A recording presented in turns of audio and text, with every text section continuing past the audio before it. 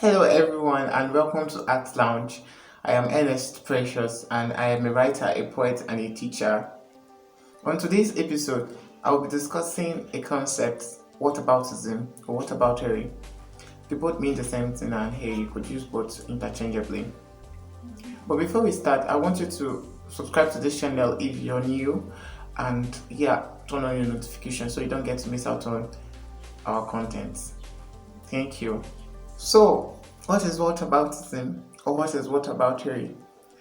It's the technique or the practice of responding to an accusation or a difficult question by making a counter accusation or raising a different issue. So, in essence, it's a reversal of accusation, arguing that an opponent is guilty of an offense as worse than what the first person was originally accused of doing. It can also be the changing of a subject in order to deflect away from an earlier subject. See, I get the fact that most times when someone calls us out for a misdeed or criticizes us for what we've done, we tend to resort to some rethoughts. And one of such rethoughts is whataboutism, which is wrong, totally wrong. Let me give you an example. So, let's say I have this roommate, a guy, and we divided the house chores between us and he gets to do the dishes. And one day I come back home and I found out that he hasn't done the dishes and I ask him why. Then he replies with, well, don't raise your voice at me. I mean, what about the time you forgot to take out the trash?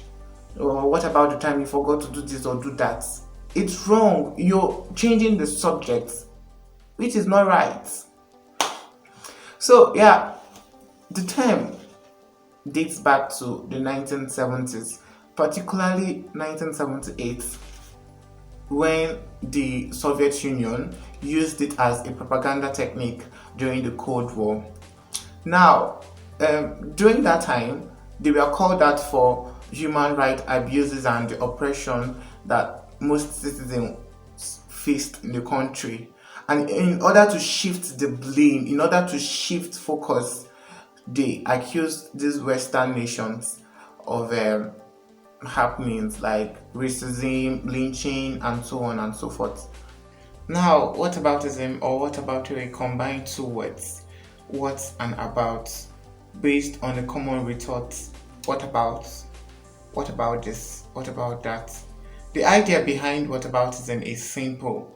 Party A accuses Party B of doing something bad, and Party B changes the whole argument by pointing out one of the mistakes Party A has done in the past and proving the point that Party B is not just guilty or just a bad person generally. So there you have it. Common whataboutisms that you must have come across include Black Lives Matter, and then a whataboutist will say, what are you saying? Are you trying to say all lives don't matter? What about Indians? What about this? What about the Japanese? What about the next one? Pride Month is great, and then a whataboutist would be like, why isn't there a straight Pride Month? Are you saying we don't matter? Another example could also be women have high eating disorder rates, and whataboutism would be like men have higher suicide rates. Women get raped so much, and then a whataboutism would say men get raped also. Or another one, let me give this last one. We should create a safe space for sexual assault survivors to speak out. And then whataboutism would say false rape allegations would ruin a man's life. Like, what the hell? What the hell? We are discussing an issue here, or we are meant to give an opinion on a particular issue, and you're bringing up another one. Why would you do that? Why? See, whataboutists should know that whataboutism in general take a step backwards from like advancements in the real world. I mean, if someone should bring up a topic and you're bringing up another one, I mean, which of them will get recognition? We should learn to tackle a problem, the one at hand. We should learn to tackle it. And whataboutism should stop assuming that because I am speaking about one problem and I don't want to discuss your other one, it doesn't mean that I am not interested in all those ones you're trying to you're bringing up. It doesn't mean that way. It doesn't mean that. You're just confusing everyone. It's better that we tackle a particular issue, then we could discuss other ones later on. I mean, but if you feel they are so important, why not discuss them on your individual platforms, on your personal platforms? Why not discuss them? Why should you discuss them now that I am bringing up a particular one that means so much to me? It doesn't make sense. I remember one time, I think earlier this year, during that George Floyd murder, that period, some of my friends were speaking on racism and the other ones were making posts like, you can't be in Nigeria and you're talking about racism. You can't be in Nigeria and you're talking about racism. Let's face tribalism. Let's discuss bribery. Let's discuss other matters that are peculiar to Nigerians. But racism it's like a global pandemic. It affects everyone in one way or the other. And what's the problem there? Why shouldn't we discuss racism? Because I am not living in most of these Western nations, because I am not in the US or I am not in Canada or in the UK and so on. It doesn't make any sense at all. Okay, there was a time in class we were asked to, when I was still an undergraduate,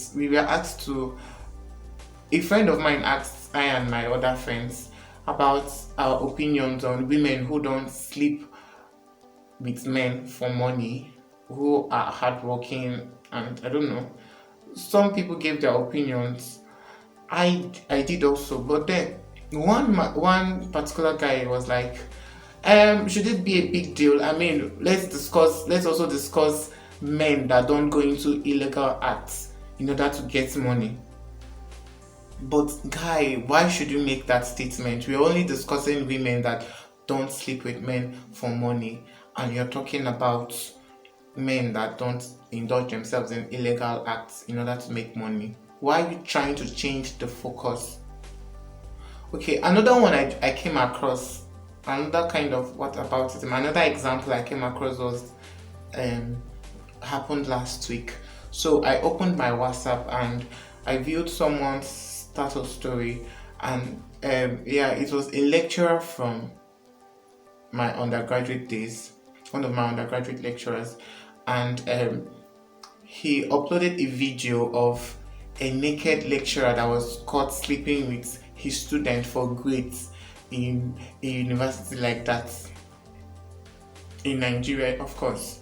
And his caption, the caption I saw there on his status was, well, 85% of female students force themselves on male lecturers. Why should you be saying that? I mean, when you uploaded that video, I was thinking you were going to say something like, wow, this is a right step to stopping sex for grades in most federal institutions. But you left what you were meant to discuss and you were discussing another thing. It's wrong. It's totally wrong. And yes, I called him out for it. I mean, why should they do that? It doesn't make any sense. So yeah, don't be a whataboutist. Please, don't be a whataboutist. If you're in an argument with someone, or if someone accuses you for something or criticizes you for something, and you get that urge to change the whole subject matter, please just stop yourself there. Don't go too further. Just stop yourself there. So I've given you some of the examples of whataboutisms and the one that I've come across or I came across. If you have any personal story, just comment, and don't forget to like this video. Thank you. So until I come your way next time, It's bye bye from me.